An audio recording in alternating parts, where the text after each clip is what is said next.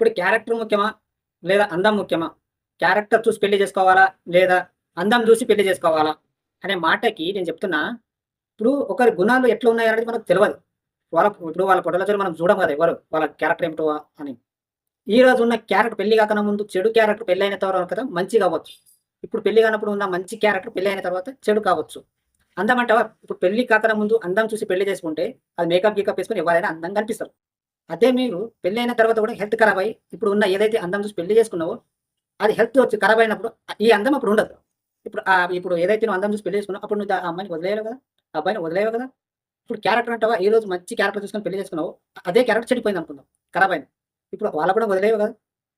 ఏదేమైనా సరే life long ఒకటే తీరు ఉండది. 10 నిమిషాలు మార్చుకోవచ్చు. అర్థమైందా? క్యారెక్టర్ ఈరోజు ఉన్న క్యారెక్టర్ రేపు కూడా చెడు మారొచ్చు. జీవితాంతం శాశ్వతంగా ఏది ఉండదు. మన మీదనే డిపెండ్ ఉంటది.